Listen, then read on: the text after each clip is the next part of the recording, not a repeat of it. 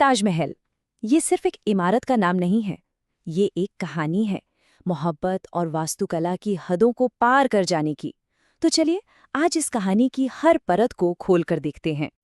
और ये सिर्फ कहने की बात नहीं है, ये ताजमहल की आत्मा है। एक ऐसी जगह जहां पत्थर भी इश्क की धड़कनें महसूस करते हैं और जहां एक ही कहानी सदियों से दोहराई जा रही है। तो हर महान कहानी की तरह इसकी शुरुआत भी एक दिल टूटने वाले पल से होती है। आइए उस पल में चलते हैं जिसने इतिहास को हमेशा के लिए बदल दिया। जरा सोचिए, हम बात कर रहे हैं साल 1631 की। मुगल सल्तनत अपने सुनहरे दौर में थी, लेकिन आगरा के शाही महल में एक बादशाह की दुनिया हमेशा के लिए उजड़ने वाली थी। ये थी मुमताज महल, शाहजहां की सबसे सबसे प्यारी बेगम, और अपने 14वें बच्चे को जन्म देते समय उन्होंने दुनिया को अलविदा कह दिया। और दुनिया से जाते जाते उन्होंने शाहजहां से एक आखिरी ख्वाहिश की।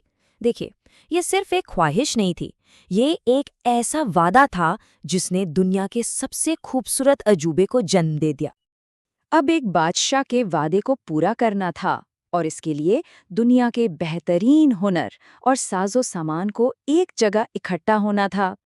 इस वादे को हकीकत में बदलने के लिए 20,000 से भी ज्यादा, जरा इस आंकड़े के बारे में सोचिए, 20,000 से ज्यादा कारीगरों और मजदूरों की फौज इकट्ठा की गई। मतलब ये कोई छोटा मोटा काम नहीं था, ये एक अभूतपूर्व मिशन था। और जो सबसे दिलचस्प बात है ना, वो ये है कि ये प्रोजेक्ट कितना ग्लोबल था। मतलब ये सिर्फ भारत का नहीं, बल्कि पूरी दुनिया का एक मिला जुला एफर्ट था। सोचकर देखिए, तुर्की और फारस से नक्काश बुलाए गए, बुखारा और समरकंद से पत्थर तराशने वाले आए, और तो और वेनिस और रोम से जड़ाऊ कला के माहिर भी शामिल हुए। और इन सब के ऊपर जो इस पूरी टीम को लीड कर रहे थे, वो थे मुख्य वास्तुकार उस्ताद अहमद लाहौरी। और बात सिर्फ कारीगरों की नहीं थी, सामान भी तो दूर दूर से आया था। ताजमहल का जो मशहूर सफ़ेद संगमरमर है, वो राजस्थान के मकराना से लाया गया। हजारों मजदूरों, हाथियों और बैलगाड़ियों ने सैकड़ों किलोमीटर का सफ़र तय किया, सिर्फ एक मकसद के लिए, मुमताज के मकबरे को चांद की तरह चमकाना।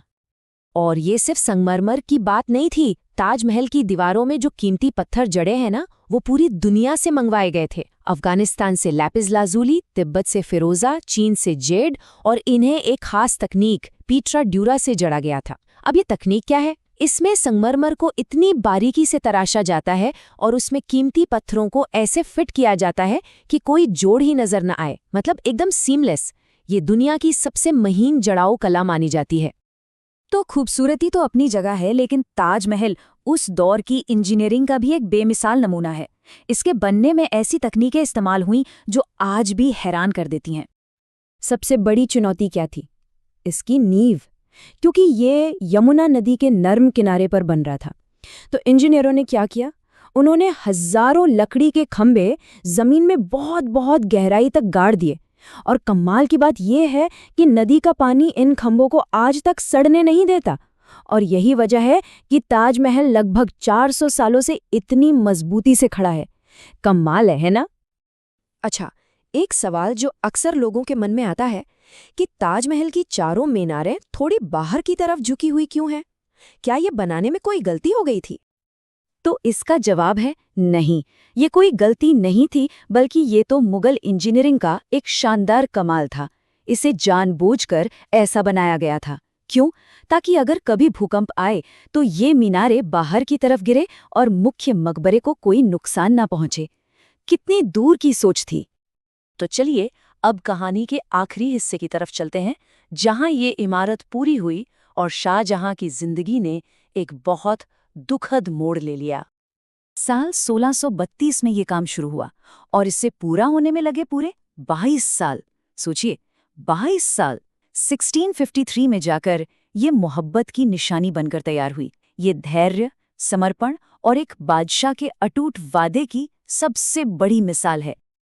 अच्छा, ताजमहल से जुड़ी एक कहानी बहुत मशहूर है कि कारीगरों के हाथ काट दिए गए थे ताकि वो ऐसी कोई दूसरी इमारत ना बना सकें।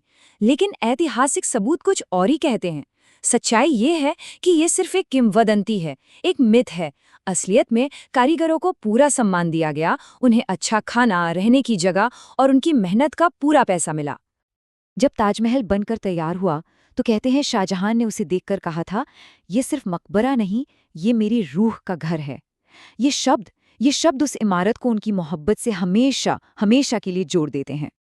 लेकिन किस्मत का खेल देखिए, कितनी बड़ी विडंबना है कि अपनी जिंदगी के आखिरी सालों में शाहजहां को उनके ही बेटे औरंगजेब ने कैद कर लिया था। और वो कर भी क्या सकते थे, बस दूर से अपनी मोहब्बत की इस निशानी ताजमहल को निहारते रहते थे। और जब शाहजहां ने इस दुनिया को अलविदा कहा तो उन्हें भी उसी ताजमहल में उनकी प्यारी मुमताज के ठीक बगल में दफनाया गया। तो आखिर में दो दिल, एक मकबरा और एक मोहब्बत की कहानी जो मौत के बाद भी अमर हो गई।